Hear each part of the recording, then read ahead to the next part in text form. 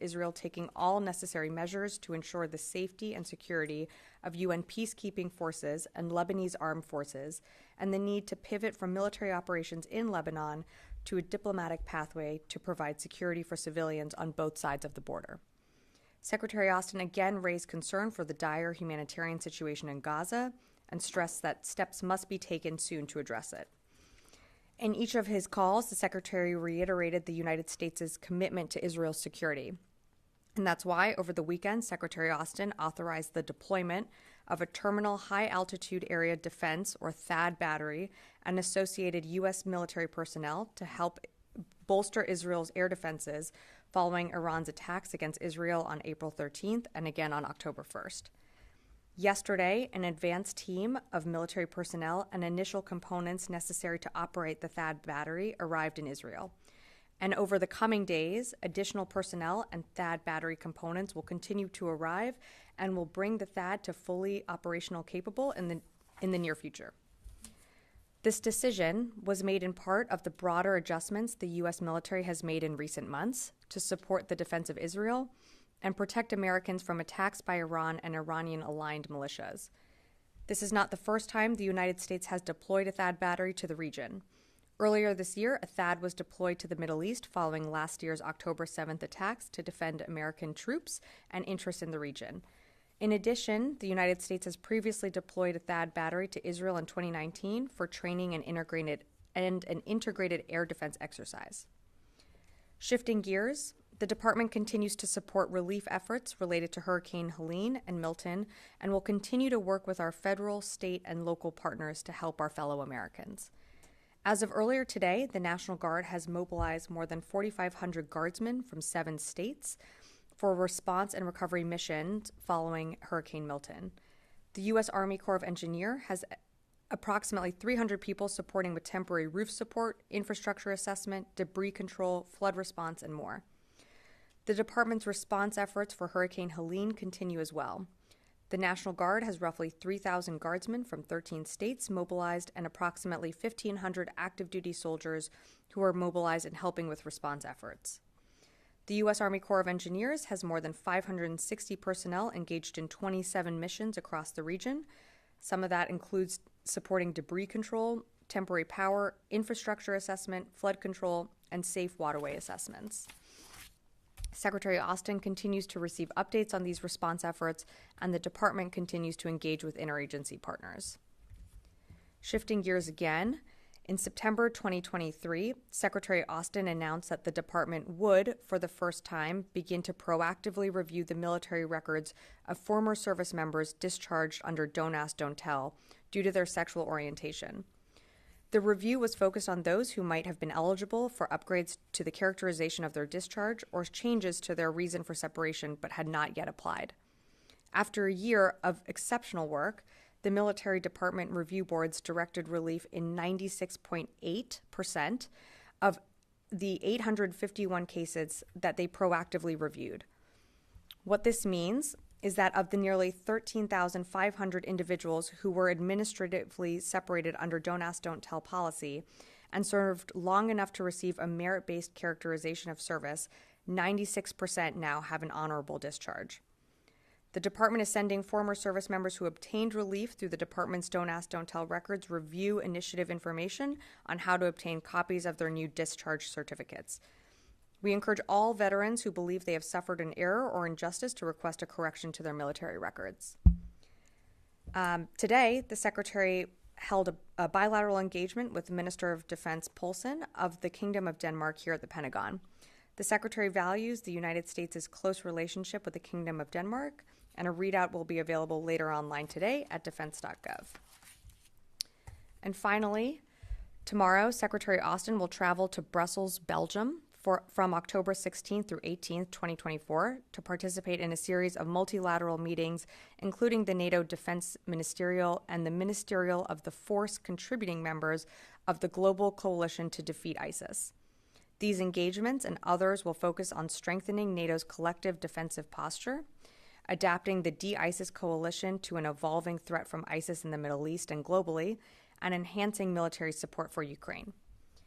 Secretary Austin will then attend the first ever G7 Defense Ministers meeting October 19th in Naples, Italy, where he will also meet with his Italian Minister of Defense counterpart and the new Japanese Minister of Defense, Nakatani. The discussions at the G7 will center on ensuring continued security assistance for Ukraine, addressing the need to de-escalate tensions in the Middle East, exchanging views on the importance of a free and open Indo-Pacific, discussing support for partners in Africa, and fostering additional cooperation on the defense industrial base and issues among world's leading democratic economies. Later on in the trip, Secretary Austin will conclude with an official engagement in Vatican City. And with that, I'd be happy to take your questions. Tara, and I know that was a lot at the top. That was a lot. That's good. Yeah. All right. So with the Secretary's consultations with Minister Gallant over the last couple of weeks since Iran's ballistic missile attack, has he been encouraging Israel to not retaliate against Iran's oil facilities or nuclear facilities? And is he encouraged by indications that that Israel may avoid those targets? So thanks, Tara, for the question. So as you saw over the weekend, the Secretary spoke with Minister Gallant twice. I don't have more to provide beyond those readouts. Again, speculating on a potential response from Israel, I'd refer you to them to speak to their own operations, but I just don't have more to provide than those readouts. Okay, so trying it from another angle then, would the Secretary prefer that Israel not strike Iran's nuclear facilities? Appreciate the question in a different angle. I'm not going to be able to provide more than the readouts. The Secretary, as we've said for a few weeks now, we continue to engage the Israelis on and speak with them about what their response might look like. But I'm just not going to be able to provide more on that. Natasha. Thanks, Sabrina. So in the letter that Secretary Austin co-authored with Secretary Blinken to the Israelis, I believe it was sent earlier this week, was that letter specifically a threat that the U.S. military is not going to be able to provide weapons to Israel anymore if they do not, within 30 days, get more aid into Gaza? It was a little bit vague in its wording. It kind of said that there will be implications for U.S. law if they don't change what they're doing. But is this specifically a threat to withhold certain forms of military assistance if they don't move forward with changing the amount of aid to Gaza? So in terms of the letter that you referenced, I can confirm that Secretary Austin with Secretary Blinken, they co-signed a letter that went to their Israeli counterparts. This was personal, private correspondence, so I'm not going to get into more specifics of it other than, it was expressing concern about the humanitarian conditions in Gaza, but beyond that, I'm just not going to be able to provide more details. How can you say that it's personal and private when it's the Secretary of State and Secretary of Defense sending a letter? The Secretary of Defense and Secretary of State can send private correspondence to their Israeli counterparts or counterparts all over the world. That doesn't necessarily mean that those letters need to be public. I understand that there is reporting out there and imagery out there of a letter, but that doesn't necessarily mean that it is a public letter for public consumption. It was. Can I just finish? It was private correspondence because it was addressed to their Israeli counterparts, both of them. They send letters all the time to whether it be to members of Congress or their counterparts all over the world that are not intended for public consumption. So the letters weren't addressed to, Associated Press or to Fox. It was addressed to two people, to their counterparts, and it was a letter that I'm just not going to get into private correspondence beyond that. It's on U.S. government letterhead, correct? I cannot. Private, is it like on pink stationery, or is it on letterhead from the U.S. government? I would assume it was on letterhead, Jen, but what I can tell you is that just because something is on letterhead doesn't mean that it's meant for public consumption or to be leaked to the press. No, it's for your Sure, and yeah, so, of course, but that's still. But that's not private. I mean, if you are a U.S. government official and you're writing to your counterparts, that's not private or personal.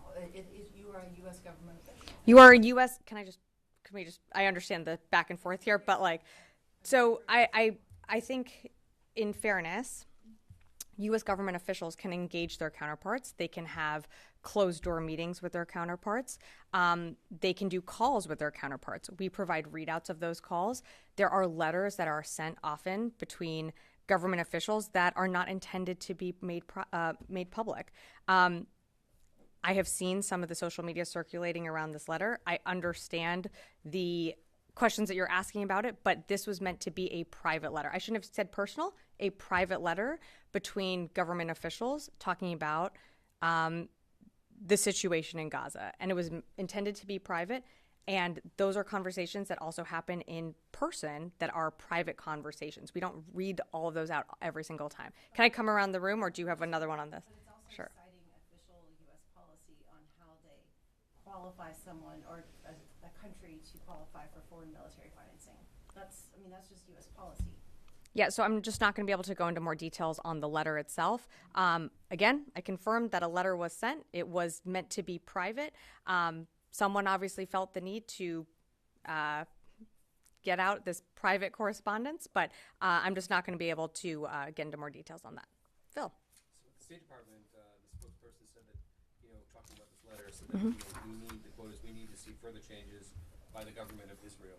And I'm wondering, what can you talk about the Pentagon's views on changes to how Israel is safeguarding civilians or failing to do so?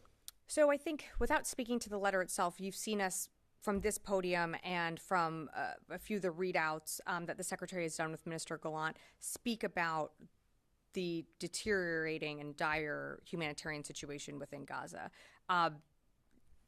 Just because there's other,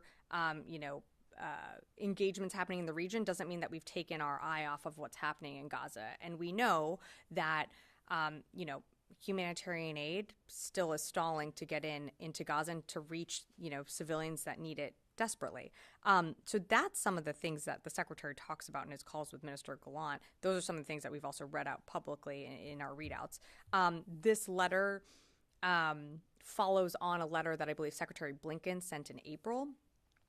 We're looking to, see more or to see concrete measures taken to address the humanitarian situation in Gaza, which we know continues to be an issue, and we want to see how they, conduct operations that they're considering civilians in the battle space, and that's what we've said from the beginning. And this administration's been criticized for failing to use its leverage, which is the weapons to Israel, to influence Israeli military actions. Is that a fair characterization, especially after this letter has been made public? I would push back on that. And again, without going down the rabbit hole of private conversations, but we have had very frank and direct conversations with the Secretary has with his Israeli counterpart. I'm not going to go into a line item list of every single time they've done something differently because of our advice or because of conversations that we've had. But, we have seen them change their behavior in certain circumstances. Is there more that we are working with them on? There is, and we're going to continue to engage with them on that. So you've used that leverage, you've threatened to withhold weapons. I didn't say that. I said that we continue to have frank conversations with them. As you know, we do still have that one shipment of the 2,000-pound bombs currently still paused. But I'm just not going to be able to go beyond that. Joe. Thanks. On your advice, and you said you've seen some changes in their behavior. Among the things that the Secretary's mentioned, you just mentioned, were opposition to bombing or targeting densely populated areas in Beirut from Israeli airstrikes. We haven't seen that happen in the past couple of days. Is that something that they committed to the Secretary or to anybody in this department stopping? So I'm just not going to be able to go beyond the conversations and the readouts that we've provided. But one of the things that I think you've seen in the readouts is the Secretary impart the need to take into account innocent civilians, whether it be in Beirut or on that on that border region in the northern part of Israel where they are conducting operations to clear where Hezbollah infrastructure is. We've always said from the beginning that civilians need to be considered in the battle space, and they measures need to be taken to protect innocent lives. That's something that is not new. It's something that we've continued to say from the very beginning. And then on the FAD, did Israel request that? It was a conversation between, I would say, both governments. I think it's fair to say that we've seen now 2 unprecedented attacks from Iran on April 13th and October 1st. You've seen our destroyers engage from the sea. This is now a land-based capability that will be able to help defend against another ballistic missile attack if Iran did choose to respond in that way. Just one final Sure. one. The former policy chief for the Middle East here, Dana Stroll, spoke to FT, today. She says that the Israeli munitions issue is a serious issue, and that the U.S. cannot continue to supply Ukraine and Israel at the same pace because U.S. stockpiles are not limitless. Is the department able to provide weapons to both countries as long as needed? Well, I think it's fair. That's a fair assessment that, our supplies are not endless. You've seen us request supplemental packages to help, be able to support Ukraine and to support Israel. You've seen us have issues, when it came to reinvigorating the defense industrial base. So I think, we are continuing to support Ukraine in what it needs on the battlefield. We're continuing to support Israel in its self-defense. We're going to continue to engage the defense industrial base on how best to do that. But part of the way we have to work and to continue to do all this on all fronts is we have to work with Congress. And not to belabor the point, but, for nearly 6 months, we had a delayed supplemental package that we didn't get, which delayed, our own shelves from being backfilled. That puts pressure on the system. But one thing that we're always going to do is, and one thing that the Secretary is always considering is our own readiness. So we always have to weigh that when we're supporting, whether it be Ukraine, the Middle East, and our, Israel self-defense, our own forces, and then, of course, always keeping an eye on the Indo-Pacific. Anne.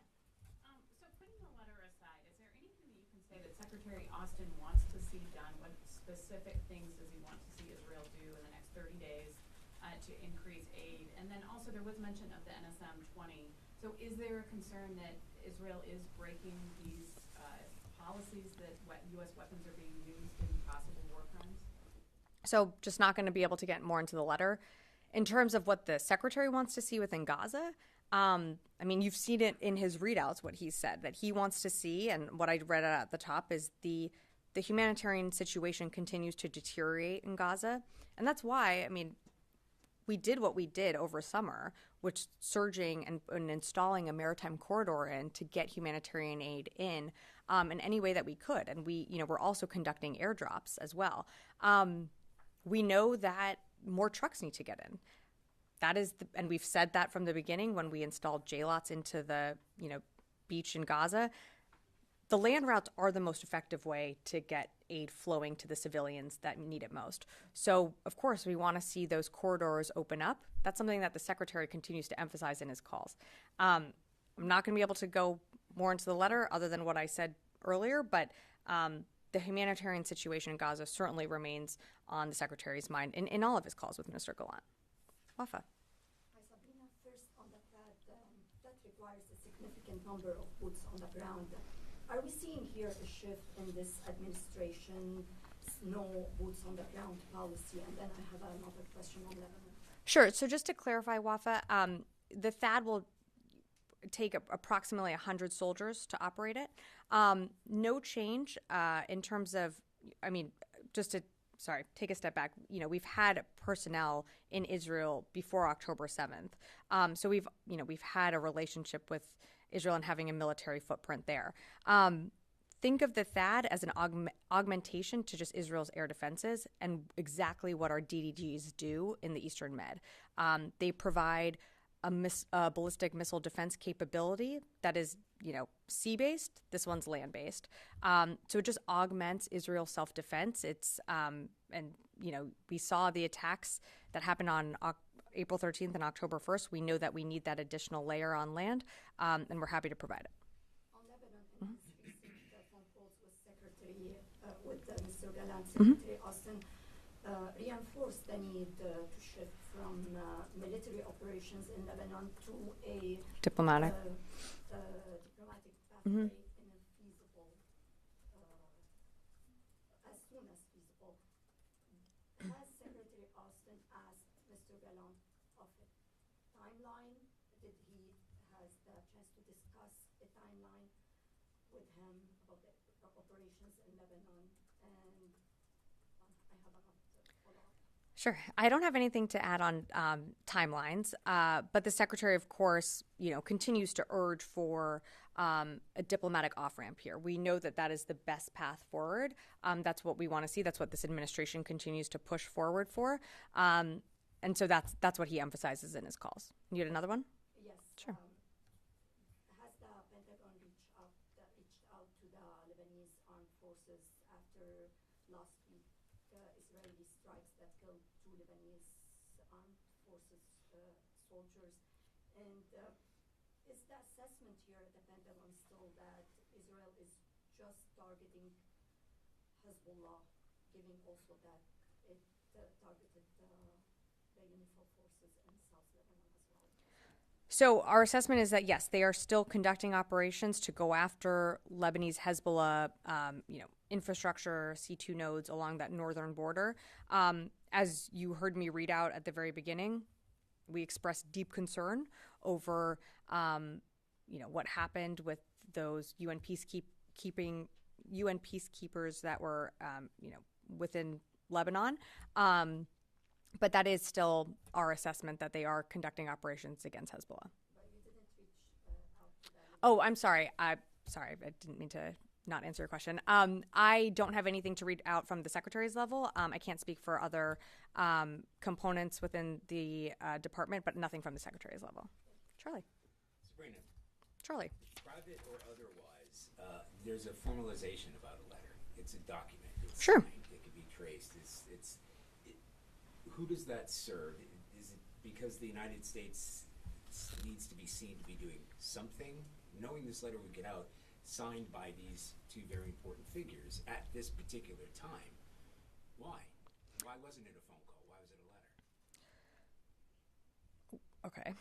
Well, appreciate the question, but we didn't know it was going to get out. We didn't know that someone was going to. All I can tell you is that the secretary and Secretary Blinken sent a letter. I'm not going to go into those details. I've seen the social media reports out there, but I'm just not going to go into more details of a letter.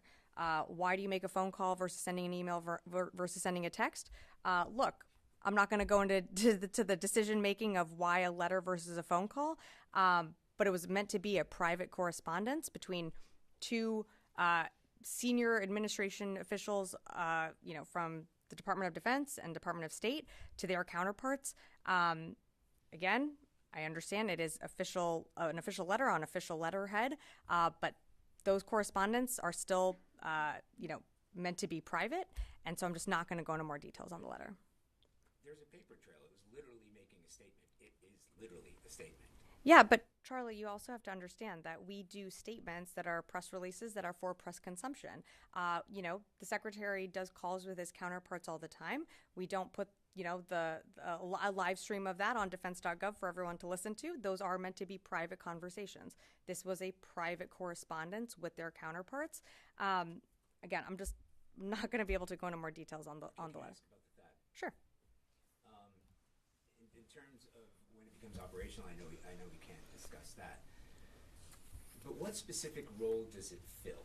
What hole was missing in Israel's defenses, America's very robust defenses there, and why now? There's been lots of trouble in the past. What specifically does the THAAD bring to this fight that isn't there already?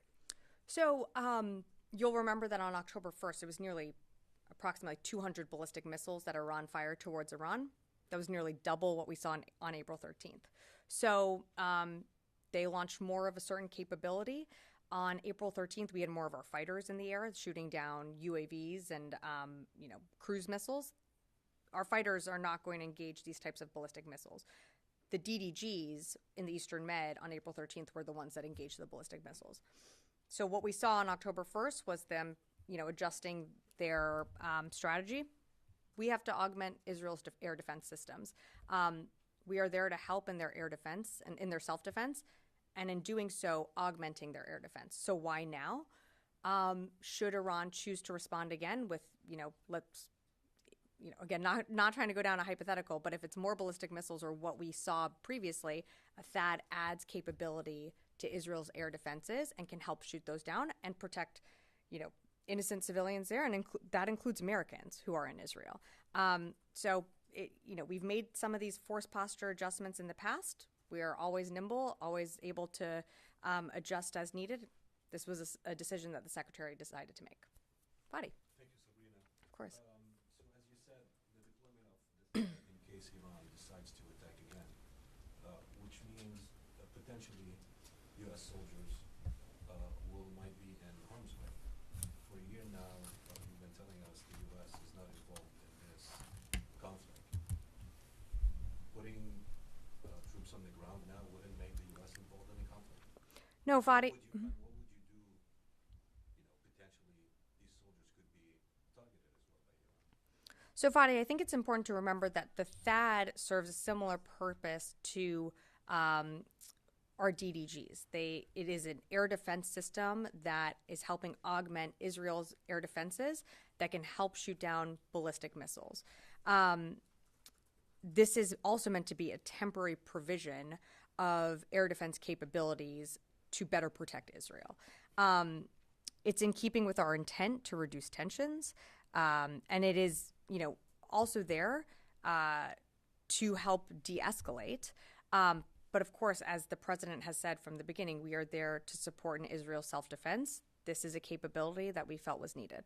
Yeah, but assisting with the defense of Israel from a ship is different from putting forces on the ground inside Israel while Israel is being hit by ballistic missiles. Both forces in the sea or land are in harm's way, Fadi. Yeah, but putting them inside Israel is different. From a political standpoint, this will open potentially open up the door for maybe them being in harm's way and then the U.S. having to respond to Iranian attack. What I'm saying is, this potentially opens the door for U.S. to get more involved in this conflict, not the opposite. Fadi, just taking a step back, our destroyers in the Red Sea are getting shot at by the Houthis, pretty regularly. Our forces in Iraq and Syria getting attacked by Iran-backed militias, from October 17th, there was a regular cadence there. We have forces deployed all around the world in harm's way, and our forces are bravely serving to protect American citizens, and in this case, to help with Israel's self-defense. While I understand your question, again, this is an operational deployment very similar to what you're seeing, whether it be in the Red Sea or in the Eastern Mediterranean. This is a capability that is going to help augment Israel's air defenses. This is not meant to draw us into a larger regional conflict. It is a commitment that the president made that we will be there to stand in Israel's self-defense. Okay, I have one question. Although I'd like to note that deployment in the Red Sea is an international water. It's not on sovereign land or within the territory. Sure. Of another. But they're still in harm's way. I know, but that's different from deploying to a nation that might be attacked because of its own actions, which is different. Well, I mean, Fadi, Yeah, I to don't be, wanna get into it. well, Yeah. well, you don't want to get into it, but just pulling it back, you're talking about a nation's own actions, but let's remember what happened on October 7th. Okay, we can remember the last 75 years, but that's not my point. Another question: Did the secretary in his last two phone calls with Mr. Gallant express opposition to Israel's strikes inside Beirut, capital of Lebanon? Without going beyond the readout, the secretary reiterated the need to do more when it comes to protecting innocent civilians. I'll just leave it at that. Thank you, Sabrina. Could you confirm if this is the first time the U.S. sent troops to Israel since October 7th? Well, we've had a military presence in Israel before October 7th. We had personnel there after October 7th. You might remember with, whether JLOTs or assisting with hostage rescue and recovery. So no, not the first time that military personnel has been within Israel since October 7th. If you're asking about the THAAD specifically, we deployed a THAAD to the region post October 7th, and a THAAD was there in 2019 for an exercise. I'll come back. I'm just going to go to some of the other. Yeah. I guess you have had batteries in other countries in the region. Mm-hmm. Would you mind if you reveal what countries host those FADs? I would mind revealing those. I'm not going to give a operational placemat of where all of our air defenses are. I don't think that really helps our adversaries. Well, actually, I think that would help our adversaries. But I think what you can be assured of is that we're always going to have capabilities in the region needed to protect our forces. But I'm just not going to be able to give you that readown. The fact in Israel not mentioning them in other countries. Because of what we are doing to defend Israel, it made sense to announce this. Well, thank you very much, Sabrina. You had a back and forth about the THAAD system and how they are always all around the region in harm's way. But this time, well, we have troops all over the world, serving all over the world in harm's way. Yeah. That's correct. And anytime anything could happen, that's obviously granted. But Iran has already committed to attacking Israel again if they were to be attacked. So making U.S. personnel basically a military shield for Israel against Iran, they could very well be hit by Iran. So have you taken that into consideration? Because that could suck the United States and Iran right into the middle of a war. Well, let me be clear again. We don't seek a war with Iran, and we don't want to see a wider regional conflict. But Iran proxy groups have attacked U.S. forces, since October 17th, whether it be, at any of the bases in Iraq and Syria, or with our forces operating in the Red Sea, or in the Eastern Med. So, again, this is a capability that is land-based, but that serves a similar purpose to what our destroyers did on October 1st in the Eastern Mediterranean, which was to help augment Israel's air defenses. So far, the U.S. has always said to Iran, don't, and they have done some stuff. So is that the basic message again, that we have U.S. personnel now where you say you're going to attack, so don't attack at all? Is that the message? The message is that the United States stands with Israel in their self-defense, and that message has been clear from the very beginning. I will come on, Carla. Yeah. Thanks. A couple of clarifications and then one bad question.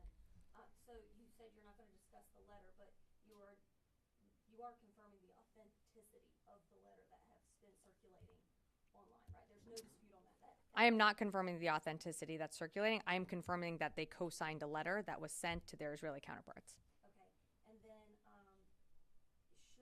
should Israel fail to demonstrate commitments such as, like you said to Anne, increasing the corridors, etc., is the U.S. military debating right now whether or not to withhold military support to Israel?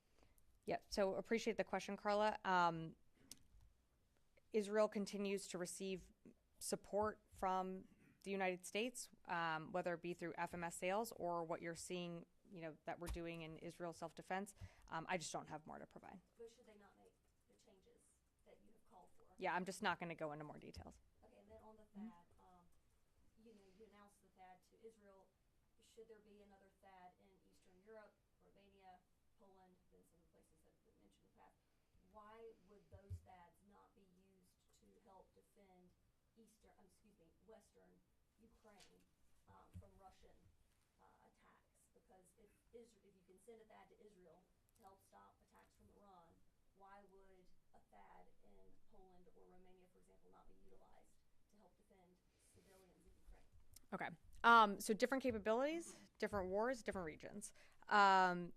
The commitments also to Israel and Ukraine are different.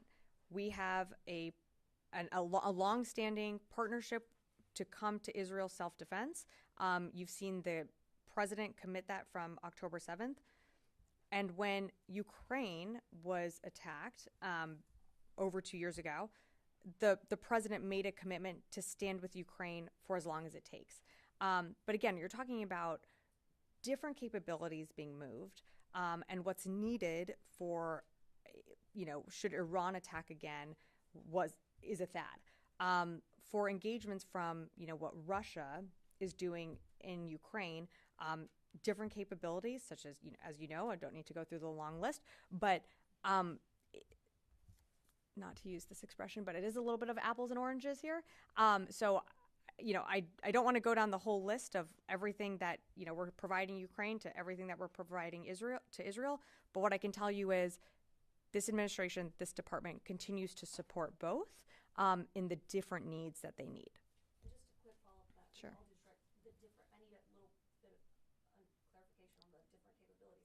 Russia has fired ballistic missiles. Mm-hmm. I believe they used them in Yavori in western Ukraine towards the start of the war when they were attacking a base that had been used by international forces. So why couldn't a THAAD, if it's already defending NATO territory, also defend western Ukrainians against ballistic missiles should Russia decide to fire more? Yeah, Carl, I think I answered that question. Constantine. Thanks, Sabrina. Just continuing the THAAD conversation, can you say where this unit is coming from? Are you guys deploying it from the U.S.? It's coming from the United States. Yeah. Are you able to say any more specifics than that? Not more specifics than that. Fair enough. And then more broadly, I guess, following up on sort of the conversation that we've been having and some of the questions my colleagues have asked, when we look back to, for example, J-Lots, Mm-hmm. This building had a very strong reticence and went out of its way to point out no boots on the ground, to the point that maritime experts said it hampered the operation. It really limited, and you guys had to pull it out because personnel couldn't step foot onto Gaza. But it seems now we're incredibly willing to put troops in harm's way. Square the circle? I mean, what Israel changed? is different than Gaza. And before October 7th, we had military personnel within Israel. And we have continued, that's been a relationship and partnership that goes, far back. In Gaza, the president committed to not putting troops on the ground there, which is why you saw what we did with J-Lots. We continue to support and stand by Israel in their self-defense. I know there's a lot of parsing here, but the THAAD capability, while it is going to Israel, it is temporary. It is, temporary provision of air capabilities that they need should they face another attack like they did on October 1st. But that doesn't minimize, again, what we did in Gaza. We're incredibly proud of all the humanitarian, whether it be food, water, medical supplies that we were able to get in during that time. But more needs to be done, and it needs to be done quickly. And that is something that the secretary continues to impress upon in all of his calls. Yeah, in the back. Hello, I'm Lorana Lanzafia Sadi-Shinbon. Great, hi. Shifting over to the Indo-Pacific. On Monday, China conducted drills surrounding Taiwan, which alerted and alarmed the Taiwanese government. The Pentagon released a statement condemning these acts. That being said, my question is there any plans to change U.S. force posture in the region or to conduct additional operations in reaction to China's drills? Thanks for the question. So no force posture changes to make today. It's something, in reference to what you mentioned, it's something that we monitored. And, as the White House noted last week, it is long-standing tradition for Taiwan's president to deliver remarks on October 10th. Again, we remain focused on the Indo-Pacific, but I just don't have any force posture changes to announce today. I will take a few more. I know there are some follow-ups, so one here, and then I'll come back here. Yeah. Thank you, Sabrina. There's been some new reporting around the 2023 drone incursion over Langley Air Force Base. Does the DoD have an idea of what topics it might have been?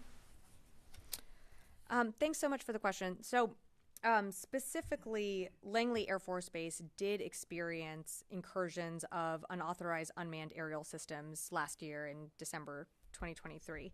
The number of those UAS incursions did fluctuate on any given day, but they didn't appear to exhibit any hostile intent. It's something that we, have kept our eye on, but just don't have more to provide on that. Jen. Sure. I wanted to follow up. Yeah, of course. So why couldn't the Air Force shoot down these drones if they were coming towards the base, over the base, if they were surveilling, which it proved that when one went down on January 5th, it was found to have video surveilling a sensitive base. Why couldn't they shoot them down? The Air Force can shoot down Cessnas if they get close to sensitive facilities in Washington, New York. So the commander, or any commander of any base, has the authority necessary to protect forces, to protect facilities, infrastructure, and capability there. So I'm not aware that they did not have any authority to shoot it down or to shoot anything down. I do know that with all of these incursions, given that it's, on U.S. soil, there is another level of coordination within the interagency that needs to take place. But the commander absolutely had his or her authorities to engage any systems that are a threat to the base. And wouldn't surveillance or intelligence gathering be a threat to the base? Yeah, again, Jen, this is something that, I know the department continues to analyze. I don't have any information, or I can't confirm what you're saying. All I can tell you is that, the Air Force Base did experience a number of incursions, and that, we have been looking into it. And if I have more to share, I certainly will. Do you know where the drones were shot from? I don't. Tara. And then Tara, one in the back, and then Charlie. Back to the letter, understanding it's a private letter that was not intended to be used publicly. Mm-hmm. Did the secretary coordinate this letter with the White House or notify the president or NSC that they were sending this to their Israeli counterparts? Yeah, so without going into the interagency court on private correspondence, I think it's fair to say that there was an effort by the interagency here. You can see that with one of the co-signers being Secretary Blinken, but I'm just going to leave it at that. But did the president, I'm not going to get in. and was he supportive of this letter going out? You'd have to ask the White House. I'm not going to get into more details on that. Yeah, in the back, and then I'll go to Charlie. Thanks, Sabrina. Heads of German intelligence have reported an increase in Russian-backed sabotage and disinformation. There was one particular incident that was reported last week involving a package catching fire just for being loaded on a cargo plane. There have also been reports of drones flying over critical infrastructure. Is the DoD aware of this? Is there some sort of increased cooperation with the German authorities regarding this? Are the drones that were mentioned reportedly flying over military bases here being investigated in that context? And as a follow-up, what gave the impression that there was a no hostile intent? That's in terms of the no hostile intent. That's our initial assessment. As I mentioned to Jen, who asked about this, while I don't have more to provide, it's something that we're continuing to do an assessment on. In terms of the reports that you're citing, I don't have anything to add to that. But what I can tell you is, we always work with our German counterparts, and as you know, we have forces that engage with our German counterparts at different times, whether it be in exercises or in diplomatic channels or military channels, and something that we keep an open line of communication on. But I just don't have anything to add on those reports that you mentioned. Charlie, to close us out. You had mentioned the destroyers that were involved in the last large-scale Iranian attack. Do we have any hard numbers for how many successful intercepts they got? They shot down multiple ballistic missiles, but I don't have the hard numbers. I will be honest with you that if there is another attack, I just don't think we're going to broadcast how many we were able to shoot down successfully, but I can tell you it was multiple. But there was a need that either the United States or Israel or both assessed that this is a significant step forward. You are symbolically and physically putting U.S. forces on Israeli soil, which is different than being at sea.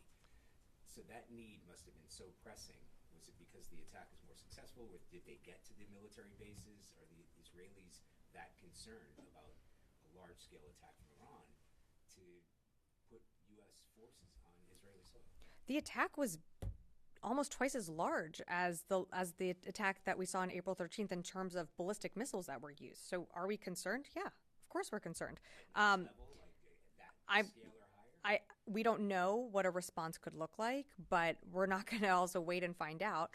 We're going to do things that we need to protect, whether it be U.S. forces or what you've seen us do before. We've taken force protection measures at our bases, moved DDGs closer to in the Eastern Med to help defend Israel. I completely acknowledge that this is different and that you're putting a capability with people on land, but it is also a capability that is similar to what is on those DDGs, and it helps augment Israel's air defenses. So we don't know what a potential possible response could look like from Iran, but what this does is it helps bolster the air defenses should there be a response. It's one additional system to help engage. Okay. All right. Thanks, everyone.